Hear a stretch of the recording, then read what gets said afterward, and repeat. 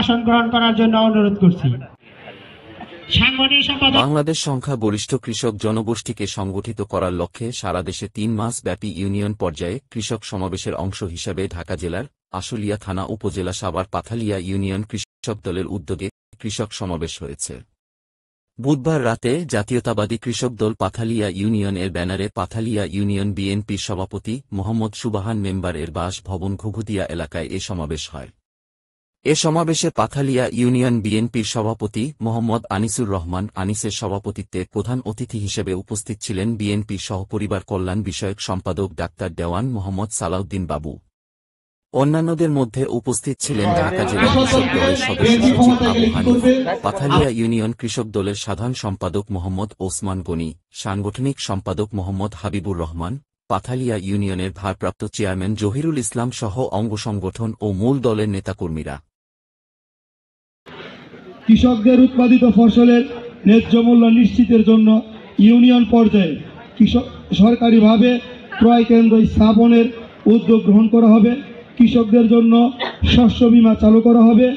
সেচ ব্যবস্থা সংকট নিরসনের সহিত জিয়ার ঐতিহ্যগত খাল খনন কর্মসূচি পূর্ণ প্রবর্তন করা এবং সেচের পানি অপচয় রোধে দ্রুত সময়ের মধ্যে বাড়ির পাইপলাইন পদ্ধতি সম্পন্ন করার উদ্যোগ বিশেষভাবে বিবেচনা করা হবে। কৃষকদের স্বার্থ ও উন্নয়ন সহ যাবতীয় অর্থনীতি বিকাশের জন্য কৃষিভিত্তিক শিল্প কারখানা ব্যাপকভাবে গড়ে তোলার উদ্যোগ বিশেষভাবে বিবেচনা করা হবে। আমি তো একটি কথাই বলবো, এখানে বাবু ভাইয়ের মূল্যবান বক্তব্য আপনারা শুনবেন। আমি শুধু একটি কথাই বলবো যে আজকে এই দলটা বিএনপি জাতীয়তাবাদী দল যে গঠন করেছে আমাদের মরহুম শহীদ জিয়াউর রহমান, আপনারা জানেন এই দল প্রথমে এই কৃষক দিয়া শুরু করেছে।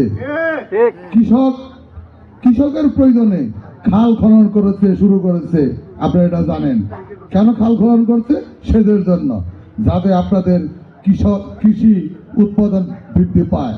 সেখান থেকেই আজকে এই জনপ্রিয় দল তারেক জিয়াউর রহমান গঠন করে গেছে।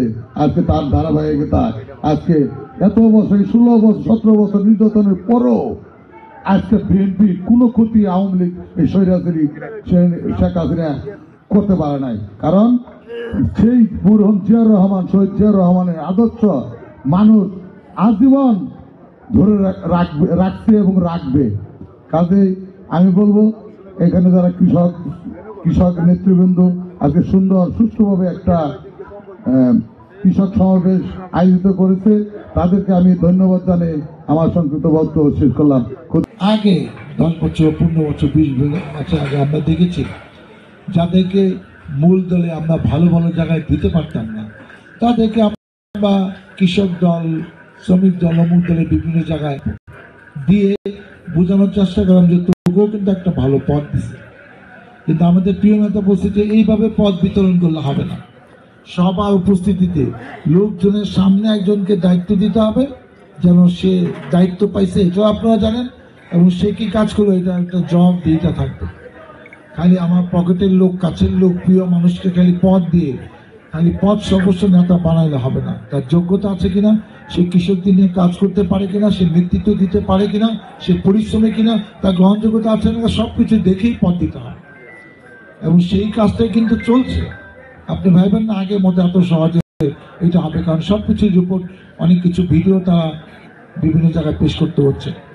এবং এই দল 1978 সালের 30শে ডিসেম্বর এই দল প্রতিষ্ঠা লাভ করেছে, এবং সেই যখন কমিটি ঘোষণা করে সেই কমিটি আহ্বায়ক হয়েছিলেন বিচারপতি আব্দুল সাত্তার। শহীদ রাষ্ট্রপতি জিয়াউর রহমান মারা যাওয়ার পর তিনি রাষ্ট্রপতির দায়িত্ব পেয়েছিলেন। প্রথম কৃষক দলের সভাপতি আহ্বায়ক, এরপরে এই বিএনপি মহাসচিব মান্নান ভূঁইয়া সাহেব কিছুদিন এটা দায়িত্ব ছিলেন, এই বর্তমান মহাসচিব উনি এটার দায়িত্ব ছিলেন, দুদু ভাই ছিলেন। অর্থাৎ এমন সব ব্যক্তিরা এটার দায়িত্ব পেয়েছেন, এটার দায়িত্ব দেখেই বোঝা যায় যে এই দলের গুরুত্ব কতটুকু। কারণ আমাদের ভোটে পাস করতে হবে এবং সত্যিকারে ভোট হবে, দিনের ভোট রাত হবে না। আমাদের দলের নামের জন্য কেউ বদনাম না করে কারণ আওয়ামী লীগ চাঁদাবাজি করতেছে, নানা রকম কাহিনী অতীতে করেছে।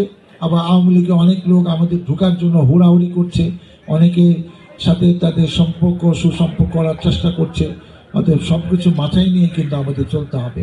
আমরা ভোটেকে গুরুত্ব দিব, কারণ ভোটেই আমাদের পাশ করে নেতা হতে হবে এবং এক একটি জায়গায় ইলেকশন হবে।